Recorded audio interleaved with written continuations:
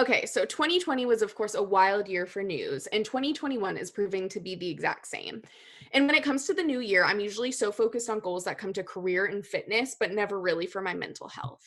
So today we're joined by Donika and Mayra, marriage and family therapists and the host of the Black Womxn Healing Podcast. I'm excited to have you both on. Thank you so much for being here.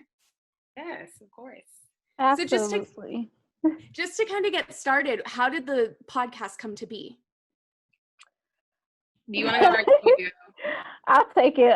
So basically, it was a Black Womxn Healing Circle that was started on San Diego State University's campus by myself and a professor by the name of Antonisha Alameen Shavers. And so it first started off as Black Womxn Healing Circle. We would meet monthly and talk about different topics. And so that was and it probably is still going on in San Diego, but it started in 2014, I believe. 2015, and so then Mayra she took it over 1 year, and then Mayra graduated from the master's program at San Diego State in MFT, and so did I. And me and Mayra stayed connected, and she had this idea of like, let's do a podcast so we can make this like international, so it's not just people on the San Diego State campus, like anybody can listen, right, and get the knowledge. And so it was really Mayra's idea, and we wanted to incorporate more like in-person, like circles in different cities. But obviously due to COVID, it kind of changed. And so we're still kind of figuring out a way to make it more interactive. So it's not just you all listening to us, but we can also interact with you all. So that's pretty much the background.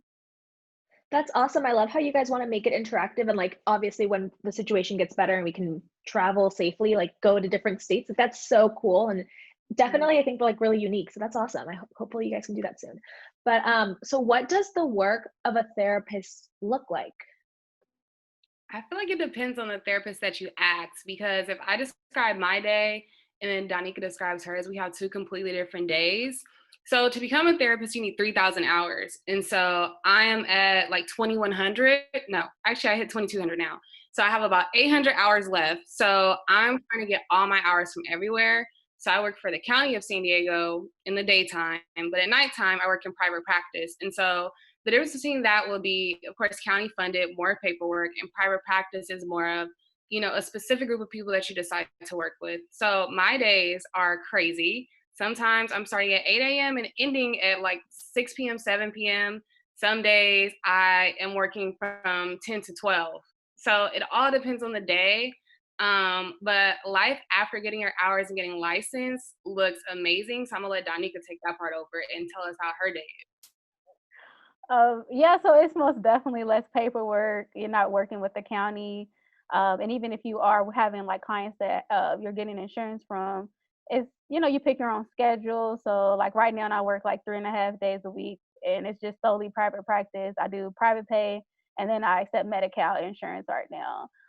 So it just looks like seeing clients. It's no like case management, which is like helping people link them to other services, so it is different once you get licensed. You can decide if you want to stay in community mental health. You could become a program manager and be over those programs and help those people, or you can become private practice and do your own thing. So awesome. And I like to know that I'm not alone when it comes to mental health stuff. So I have to ask, especially in the past year, have you kind of seen a trend with a lot of people experiencing a lot more anxiety and a lot more depression than they normally would? I would say on my end, I've seen an increase in grief specifically.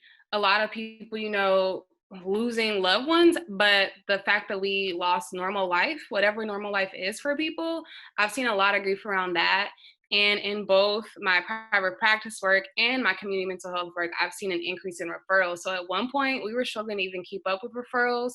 So we had to start telling people we might not see you until the next 6 weeks, which typically we're seeing people within 5 days of getting a referral. And then with private practice, it was just such a huge increase in like all those referrals where my supervisor had to start hiring on new people. So I feel like, yes, depression and anxiety, but mainly what I'm seeing is a lot of just grief of what normal life was, in addition to the grief of loved ones. That makes total sense too, because I never thought about it that way. Like, yeah, like everyone's had to adjust and some more than others. And then you're just like, I'm home alone with my thoughts. Like, I can't go out. Like, I need someone to talk to. Like, my friend's just not going to cut it because they're not professionals. So like that makes total sense. Yeah, I would completely agree with Myra. I think grief is popping up a lot, even past griefs, right? So people who have lost loved ones before COVID, because like you said, you're at home, you get more time to think about it, and it kind of sits in. I would say too, social anxiety, that piece is coming in for a lot of my clients of just not being out. So just being stuck in the house. So even taking like a walk and seeing somebody, our health anxiety, right? Because everybody's so scared of like, you do a little cough and it's like COVID, when it's like, actually, it's just a cough. Calm down, y'all. So I would say health anxiety, social anxiety, grief. When it comes to the depressive piece, being stuck in the house, when you isolate yourself, that can really bring out depressive episodes. So it's a lot. It's a lot of different things, even past the ones of the anxiety and the depressive episodes.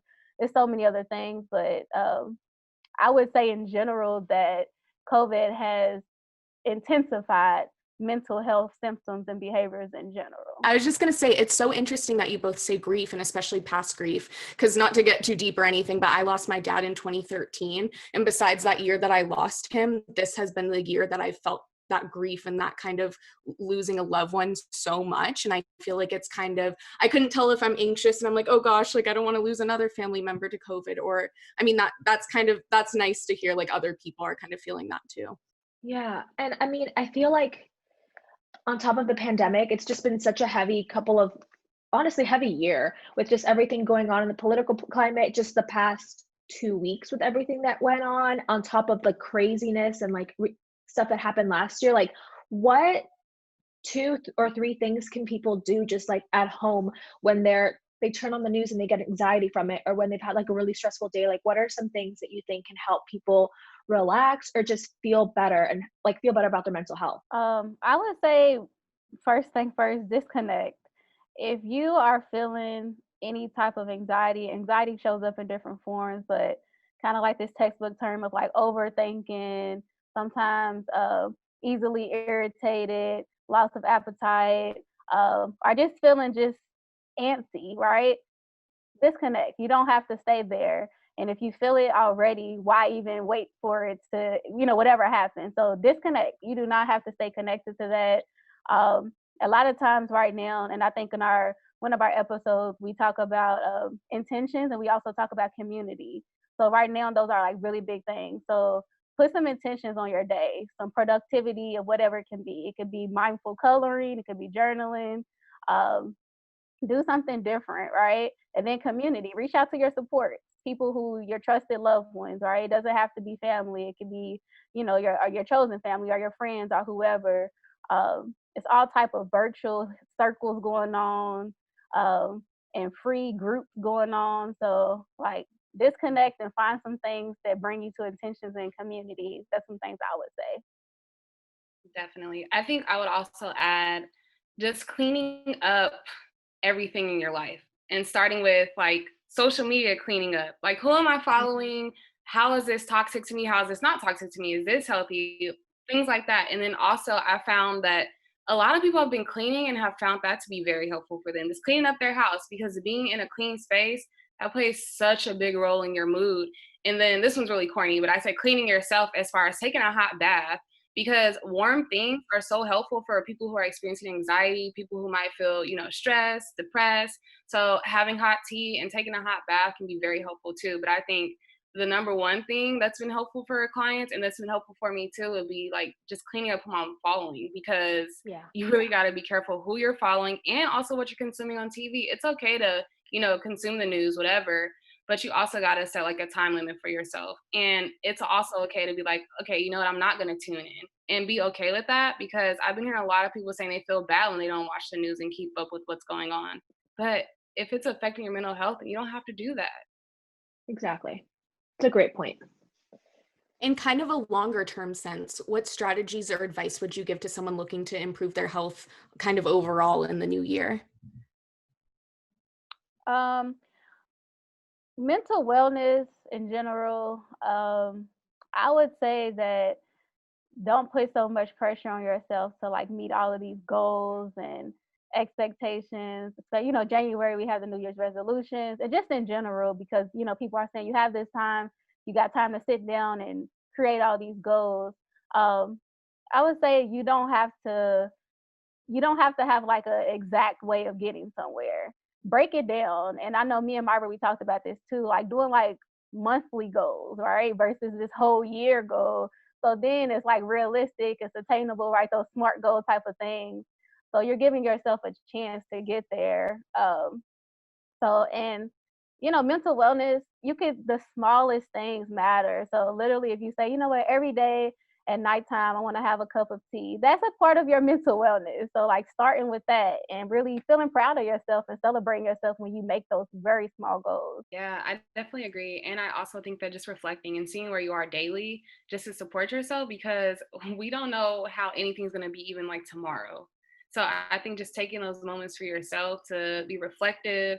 And I also believe in being proactive. So I always tell my clients, if there's something that you struggle with, how can we turn that into something that's positive, make that into an affirmation, and just practice saying that every day. And although in the beginning it seems very corny, when a negative thought comes in, you're automatically going to meet that negative thought with this positive thought because you've been practicing that.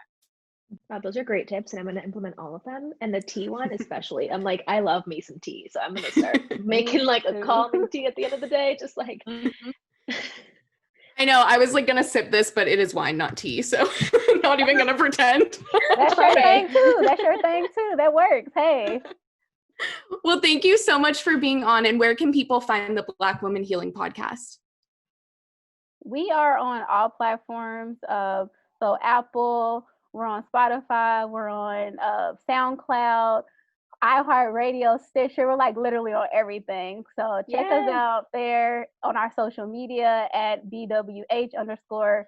We have our link tree there. We have an event coming up next week. It's in the Los Angeles area, and it's going to be social distance. We're going to have our masks on, but we still want to make sure we focusing on like this overall holistic mental wellness. So like, come join us. Yeah, reach out to us, connect with us. Yeah. Yes, and I will put all of their information in the description of our YouTube video so you guys can follow them, and maybe if you are in the LA area, even go to their event next week. Thank you so much for joining us. This was amazing. Thank you so much.